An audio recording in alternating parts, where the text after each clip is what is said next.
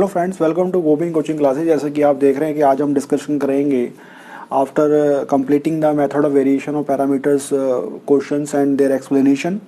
और उससे पहले हमने अपना CF और PI के रूल्स भी पढ़ लिए। चलिए दोस्तों, लीनियर डिफरेंशियल इक्वेशन में जो बड़ा अगला इंपॉर्टेंट टॉपिक आता है that is about the Cauchy homogeneous linear differential equation. तो कॉची होमोजीनियस लीनियर इक्वेशन ये भी लीनियर इक्वेशन का ही पार्ट है, मगर जो कॉची होमोजीनियस लीनियर इक्वेशन है that is not the in proper format. तो सबसे पहले इसको क्या करना पड़ता है बच्चों कि हमें इसको पहले रिड्यूस डाउन करना पड़ता है linear differential equation with constant coefficients. तो जैसे कि आप देख रहे हैं बच्चों कि यहाँ पर जो जो Cauchy homogeneous linear differential equation का जो फॉर्मेट दिया हुआ है वो कुछ इस तरीके से दिया हुआ है, जिसमें x की power N differentiation of N Y with respect to N, a1 arbitrary constants भी लगाए हुए हैं। और आप देख रहे हैं कि जो nth ऑर्डर है वो घटते क्रम में चढ़ रहा है ना। और राइट हैंड साइड में हमारे पास क्या है, x फंक्शन ऑफ x। तो एज कम्पेयर टू अगर हम लीनियर डिफरेंशियल इक्वेशंस की बात करें तो वहाँ पर हमारे पास इस तरीके से x हमारे पास वहाँ मौजूद नहीं होते, हालांकि वहाँ पे आर्बिट्री कांस्टेंट मौजूद रहती हैं।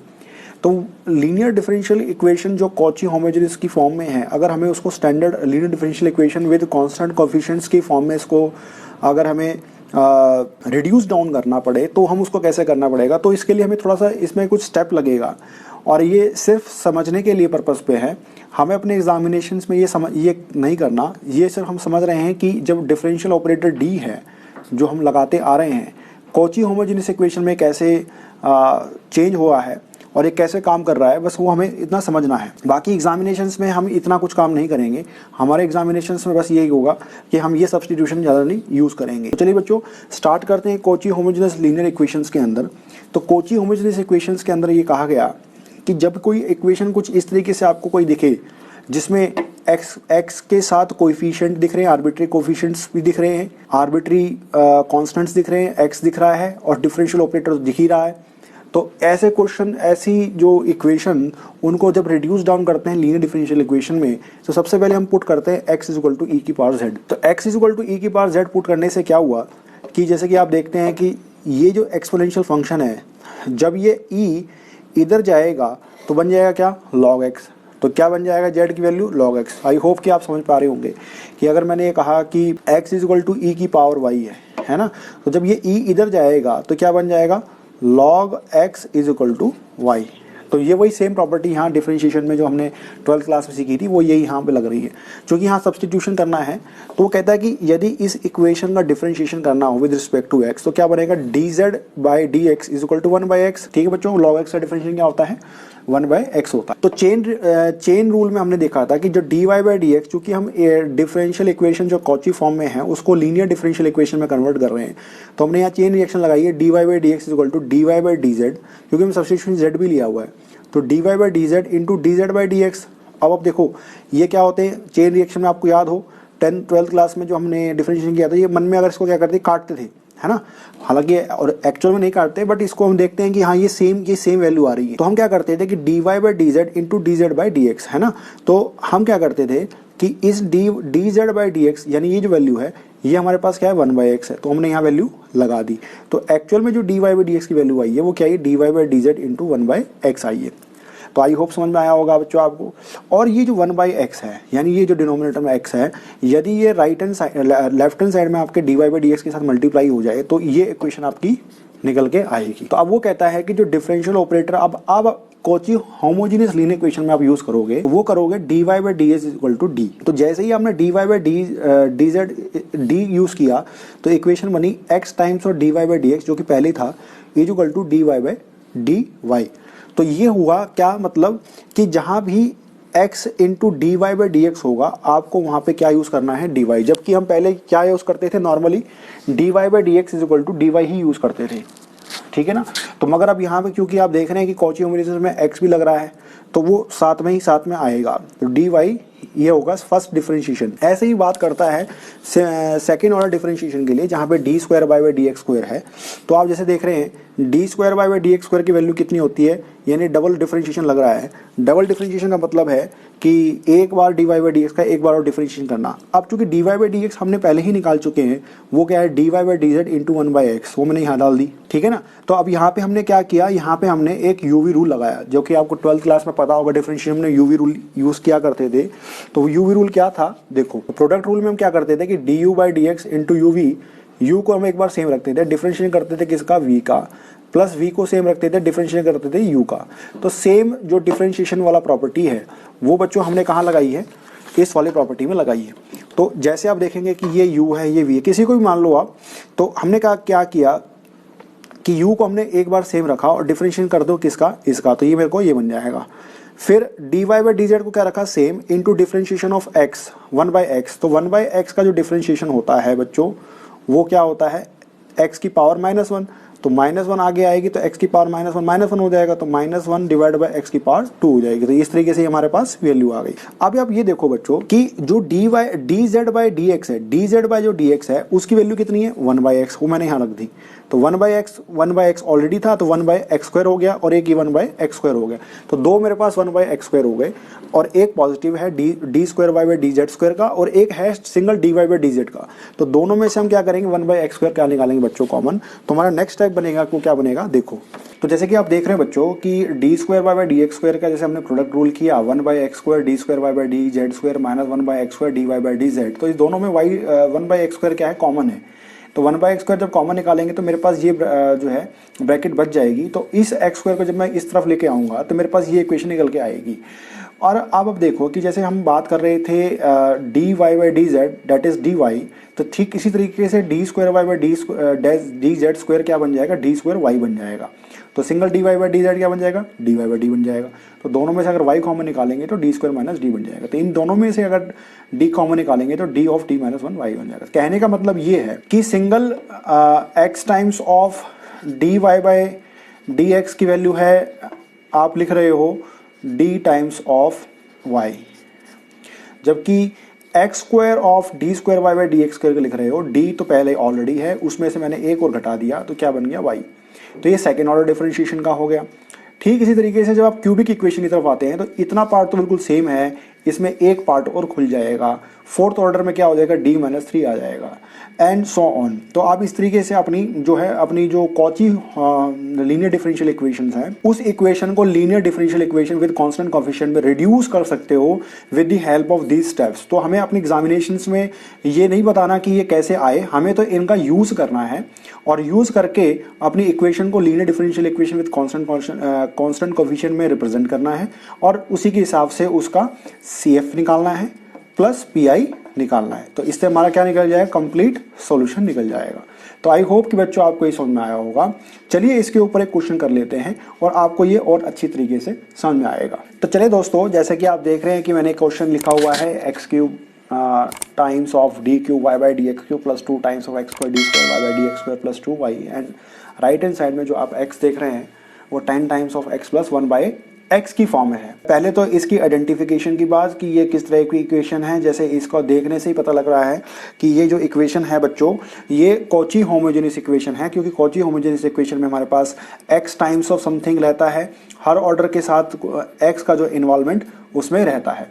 तो क्योंकि अभी ये कॉची लीनियर डिफरेंशियल इक्वेशंस हैं, तो सबसे पहला हमारा काम क्या है बच्चों, इसको रिड्यूस डाउन करेंगे हम linear differential equation with constant coefficients के अंदर। तो चलिए बच्चों बात करते हैं इसका कि कैसे इसको रिड्यूस डाउन करेंगे। तो सबसे पहले जैसे कि हमने वहाँ देखा था कि हम क्या पुट करते हैं सबसे पहले स्टेप में कि put x is equal to e की पावर z। पुट करेंगे बच्चों x is equal to e की पावर z। ये हमने पहले स्टेप में किया था जब हम वहाँ प्रूफ के जब हम डिस्कशन कर रहे थे। तो ये जो इक्वेशन है ये बन जाएगी बच्चों z is equal to log x, ठीक है ना। जबकि हम जानते हैं कि अगर x इज इक्वल टू ई की पावर y है तो y क्या हो जाएगा, जब ये e इधर आएगा तो ये क्या बन जाएगा, log x is equal to y। Same property हमने यहाँ लगा दी। तो ये क्या हो जाएगा बच्चों, ये समझाने के लिए, ये लिखना नहीं है, मैं आपको समझा रहा हूँ। तो इसका जो फर्स्ट डिफरेंशिएशन करेंगे तो क्या बनेगा बच्चों, dz by D x is equal to 1/x तो ये मेरे पास उस सब्स्टिट्यूशन का डिफरेंशिएशन मुझे मिल गया। ठीक है बच्चों, तो चूंकि आप जानते हो कि x times of dy by d y dx की वैल्यू जो है हमारे पास वो क्या है बच्चों, x times of dy by dx की वैल्यू क्या है, dy बाई dy। इसी तरीके से x square times of d square y by dx square की वैल्यू क्या है, जो कि हमने अभी प्रूव करके दिखाई है, d over d minus one times of y।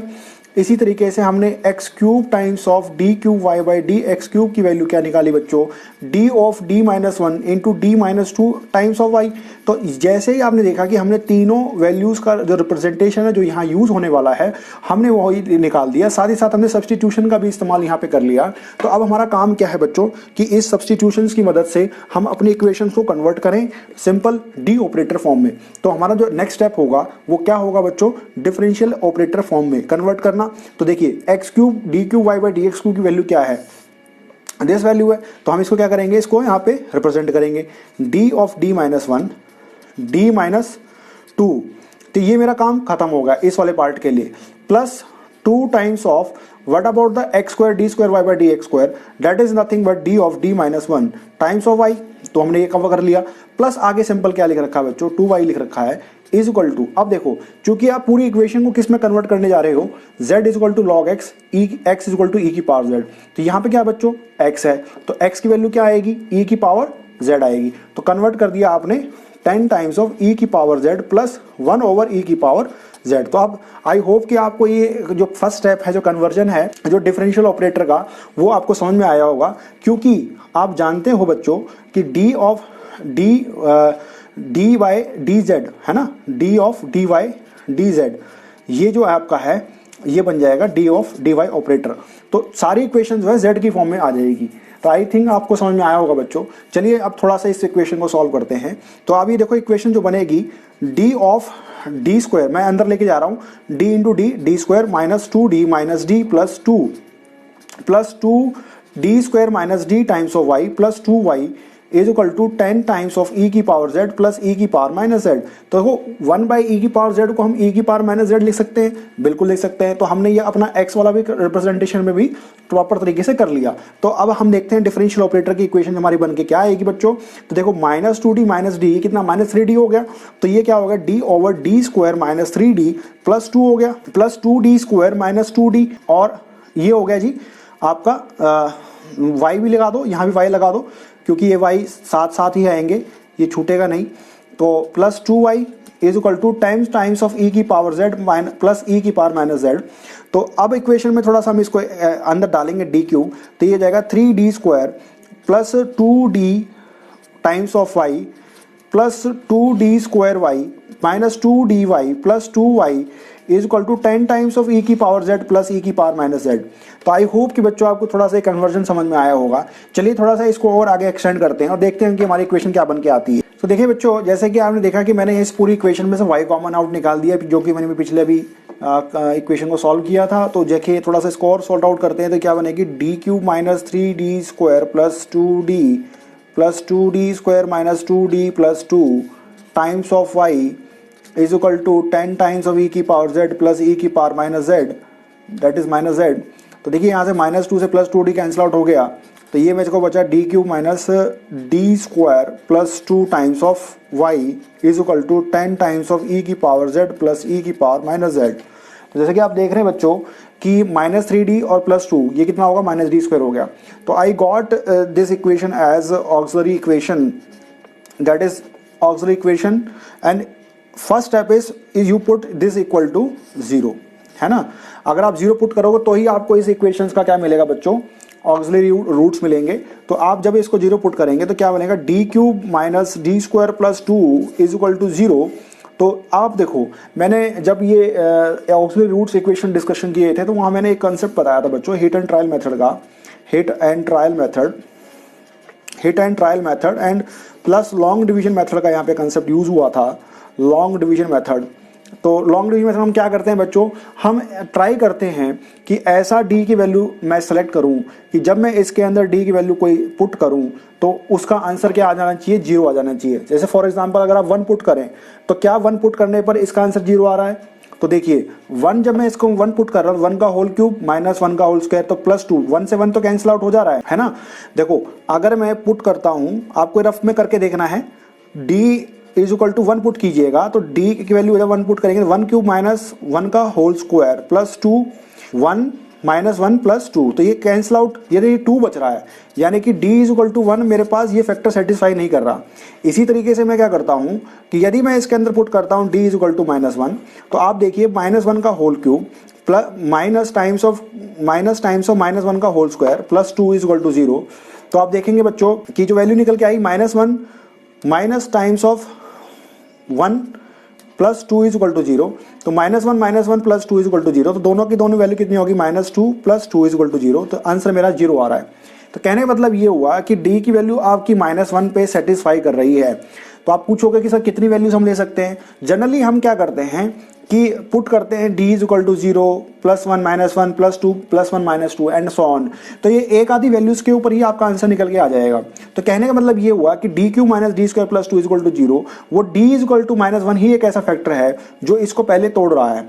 तो हम क्या करेंगे बच्चों, d इज इक्वल टू -1 को डिवाइड करेंगे, किससे डिवाइड करेंगे तो हम क्या करेंगे बच्चों, d इज इक्वल टू -1 है तो इसका वैल्यू क्या बन जाएगा, d + 1, तो ये एक फैक्टर हो जाएगा, तो ये एक फैक्टर हो जाएगा इस पूरी क्यूबिक इक्वेशन का। तो अब ये हुआ हिट एंड ट्रायल मेथड। इसके बाद हम क्या करेंगे, long division method. Long division method में हम क्या करेंगे, d + 1 से इस पूरी इक्वेशन को d³ - 3² + 2 डिवाइड कर देंगे। तो देखिए आपका आंसर आ रहा है नहीं आ रहा है ये देखेंगे। तो देखो d² से डिवाइड करेंगे तो d² से मल्टीप्लाई करेंगे, d² × d कितना होगा, d³ हो गया प्लस d², ठीक प्लस d² हो गया। देखो हम करते क्या है, d² को d से मल्टीप्लाई किया तो d³ मिलेगा, 1 को d² से मल्टीप्लाई किया तो d² मिलेगा, तो माइनस माइनस लगाया, ये मेरे पास क्या हो गया, -2d² + 2 हो गया।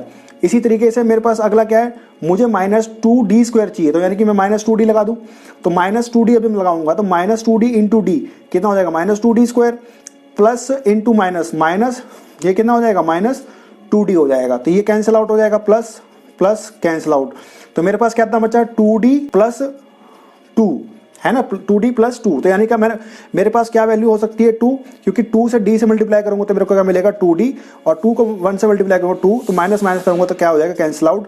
तो कहने का मतलब ये हुआ कि d + 1 एक फैक्टर हुआ और एक है d² - 2d + 2, ये दोनों ही की दोनों वैल्यू ऐसी हैं जिससे मुझे बाकी बचे 2 रूट्स मुझे मिलेंगे, एक रूट मुझे ये मिल गया। तो चलिए दोस्तों देखते हैं कि दूसरा रूट मुझे क्या मिलेगा। तो चलिए दोस्तों जैसा कि आप देख रहे हैं कि d + 1 और d² - 2d times of + 2d, ये दो ऐसी फैक्टर्स हैं जो क्यूबिक इक्वेशन से हमने इसको तोड़ा। तो either this part is equal to 0 और this part is equal to 0, d² - 2d plus is equal to 0। अगर ये 0 है तो d की वैल्यू कितनी आ गई, -1 आ गई। अगर इसको तोड़ें तो इसको क्या मिलेगा, देखो यहाँ पे क्या मिलेगा, ये क्वाड्रेटिक इक्वेशन बनेगी। तो क्वाड्रेटिक इक्वेशन बनेगी तो यहाँ देखो 2 × 1 है ना, तो इसको हम बेसिक डिटरमिनेंट मेथड से करेंगे तो क्या फॉर्मूला था, -b + -b² - 4ac/2a है ना, तो माइनस ऑलरेडी है फॉर्मूले के अंदर -2 है, देखो ये ax² + bx + c, तो ये b है आपका, -2 है कितना, और प्लस माइनस √ b² की वैल्यू कितनी है, -2 का होल स्क्वायर -4 × a कितना है 1, c कितना है 2, डिवाइड बाय 2 × 1, क्योंकि ये जो इक्वेशन है बच्चों वो ax² + bx + c से रिलेट हो रही है। तो d की वैल्यू क्या है यहाँ पे, x है, x² है, तो a की वैल्यू कितनी 1 है, b की वैल्यू कितनी -2 है, c की वैल्यू कितनी है 2 है। तो आई होप कि आपको ये समझ में आ रहा होगा।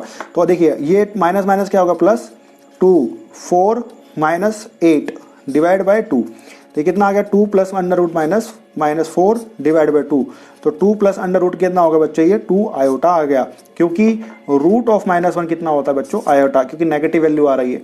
तो ये हमारा आंसर कितना आ जाएगा, 1 ± आयोटा आ जाएगा। तो ये एक डी की वैल्यू आ गई, एक डी की वैल्यू कितनी आई है, -1 आ गई है। तो जैसा कि आप देख रहे हैं बच्चों, जो ऑक्सिलरी इक्वेशंस के जो रूट्स आए हैं वो क्या क्या आए हैं हमारे पास, एक आया जी d = -1 और एक आया जी 1 ± √। तो पहला जो -1 आया है, तो केस 1 रूल CF रूल के अकॉर्डिंग ये वैल्यू है रियल एंड डिस्टिंक्ट। जबकि इसकी बात करें तो ये फॉर्मुलेशन है अल्फा + आयोटा बीटा, यानी कि केस 4, यानी कि ये है one pair of complex root, one pair of complex root. तो इसका जनरलाइज जो सी एफ फॉर्मूला बनेगा बच्चों वो क्या बनेगा, C F is equal to C1 e की पावर m1x, m1x की वैल्यू कितनी माइनस, तो ये होगा जी माइनस z, x नहीं लिखेंगे क्योंकि हमारे पास जो जनरलाइज फॉर्मूला है वो क्या है, dy बाय dz यानी कि d, तो वो चीज़ हमें ध्यान रखना है। तो ये हो जाएगा प्लस e की पावर अल्फा x, अल्फा की वैल्यू कितनी है 1, तो ये कितना हो जाएगा z हो जाएगा, plus C2 cos beta, beta की वैल्यू कितनी है 1, तो ये कितना हो जाएगा z हो जाएगा, प्लस C3 साइन z हो जाएगा, है ना। तो अब देखो कि ये मैंने इसको रिप्रेजेंटेशन कर दी, मगर आप ये बताओ कि e की पावर z क्या है बच्चों, x है, तो दिस इंप्लाइज 1/x क्या हो जाएगा, 1/e की पावर z हो जाएगा, दैट इज इक्वल टू, ये फॉर्मूला हम यहाँ पुट करेंगे और e की पावर z यहाँ पुट करेंगे, तो हमारे पास जो z की वैल्यू आएगी, और z आपने क्या पुट किया हुआ है, log x पुट किया हुआ है फ्रॉम दिस रिजल्ट, तो CF जो बनेगा आपका वो क्या बनेगा, CF टाइम्स ऑफ e की पावर माइनस z की वैल्यू कितनी होगी, देखो ये e की पावर माइनस z क्या हो जाएगा, x की पावर -1 हो जाएगा, तो बात एक ही है। तो हम क्या लिखेंगे इसमें C1/x लिखेंगे, प्लस क्योंकि एक्चुअल में हमारे को इक्वेशन x की फॉर्म में चाहिए, z की फॉर्म में नहीं है, z तो हमने सब्स्टिट्यूशन के लिए ताकि रिड्यूस डाउन हो सके इक्वेशंस को, उसलिए हमने लिखा हुआ, तो C1/x हो गया, e की पावर z को हमने क्या लिखा हुआ है, x लिखा हुआ है, ये x लिख दिया हमने, C2 cos z, cos की वैल्यू कितनी है z कितनी है, z हमारा log x है, ये लिख दिया मैंने log x, plus C3 sine log x हो गया। तो आई होप कि बच्चों ये आपको समझ में आया होगा, ये मैंने इस तरीके से CF का रिप्रेजेंटेशन यहाँ पे लिख दिया। मैंने कुछ नहीं किया, मैंने CF के अंदर अपना जनरलाइज फॉर्मूला लिखा। देखो पहला मेरा रूट क्या है, m1 है, m1 वैल्यू कितनी है, रियल एंड डिस्टिंक्ट है, तो उसका जनरलाइज फॉर्मूला हो गया, लिख दिया। फिर आगे है ये कौन सा है, one pair of complex root according to case 4, case 4 में क्या कहता है, e की पावर अल्फा x, x तो लिखूंगा नहीं क्योंकि मैंने अभी मेरी इक्वेशन किस में चल रही है, z की फॉर्म में चल रही है, तो e की power 1 into z, 1 into Z मतलब अल्फा की वैल्यू 1 है, तो 1 इंटू जेड, जेड हो गया। C2 कॉस बीटा एक्स तो लिखूंगा नहीं, बीटा जेड लिखूंगा, तो बीटा की वैल्यू कितनी है 1 है, तो इसलिए क्या होगा 1 इंटू जेड हो, ऐसे साइन बीटा जेड 1 हो जाएगा, तो C3 हो जाएगा। तो e की पावर z जो है x होता है, तो 1/x क्या हो जाएगा 1/e की पावर z, तो x की पावर इनवर्स क्या हो जाएगा e की पावर माइनस z, वो मैंने यहाँ रिप्रेजेंटेशन करी है। तो e की पावर z को मैंने x यहाँ लिखा क्योंकि z है, z नहीं है ये 1 times of cos beta x है, तो बीटा z की जगह x लिख रखा है, बीटा की जगह 1 लिख रखा है, तो 1 ये हमारा log x हो जाएगा, साइन log x हो जाएगा। तो आई होप कि बच्चों आपको समझ में आया होगा। चलिए हम इसकी बात करते हैं पीआई की तरफ। ये पीआई का फॉर्मूला क्या बनेगा, तो प्यारे बच्चों पीआई का जो फॉर्मूला बनता है वो क्या बनता है, PI is equal to 1/f of d into x, है ना, कैपिटल एक्स, तो कैपिटल एक्स हमारे पास दिया हुआ है, क्वेश्चन में हमने कन्वर्ट कर दिया है। अब एफ ऑफ डी हमारी कौन सी है, जो इक्वेशन जो भी हमने सॉल्व की है, D cube minus D square plus 2 into 10 times of E की पावर z प्लस ई की पावर माइनस z, ये हमने सॉल्व कर दिया। तो थोड़ा सा इसको अगर हम रीअरेंज करें तो आप देखेंगे कि ई की पावर z इस वाले के लिए और ई की पावर z दोनों के लिए, तो हम इस दोनों को ही कॉमन तरीके से इसको दे देते हैं। तो D cube minus D square plus 2 times of E की power z plus 1 over D cube minus D square plus 2 times of E की power minus z।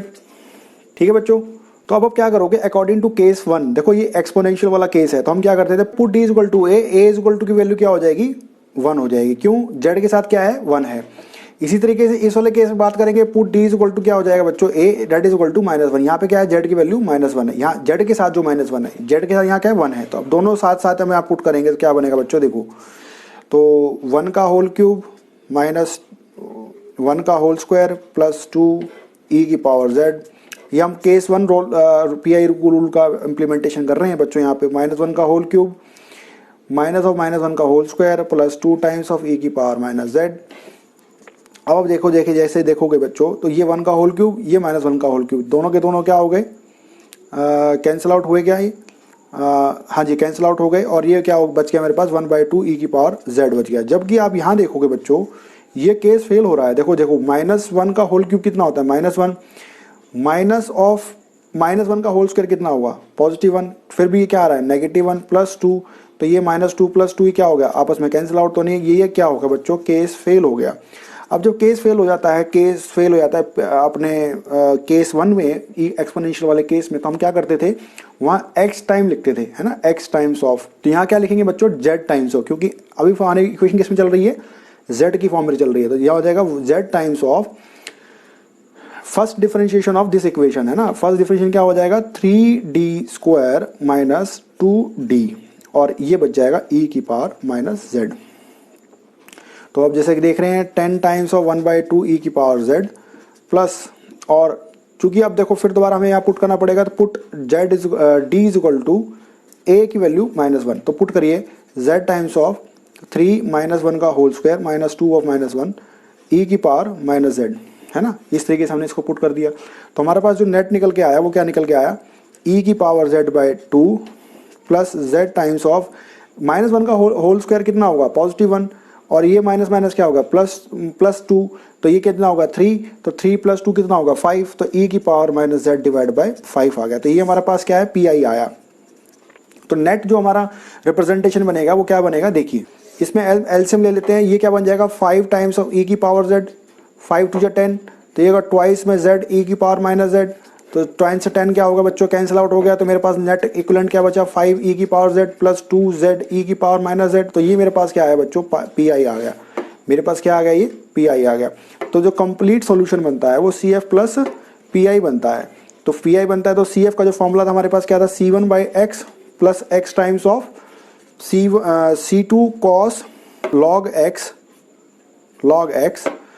Plus C3 sin log x, ये bracket closed, and pi तो आपको दिख रहा है ऊपर 5 times of e की पावर z प्लस ट्वाइस में e की पावर z 2z e की पावर माइनस z। तो इस तरीके से मेरे पास जो कंप्लीट सॉल्यूशन यानी जो है वो बन जाया करता है। अगर आप ये देखो बच्चों कि हमने अभी इसके अंदर z कन्वर्ट नहीं किया है, तो अगर हम इसके अंदर z कन्वर्ट करें फटाफट से, क्योंकि z से ऐसे हमें इसको छोड़ना तो है नहीं, तो हम क्या करेंगे इसको z e की पावर z, देखो हमने e की पावर z को क्या की कन्वर्ट किया था, e की पावर z हमने क्या ली थी x ली थी, और z की वैल्यू क्या लिया था हमने log x लिया था।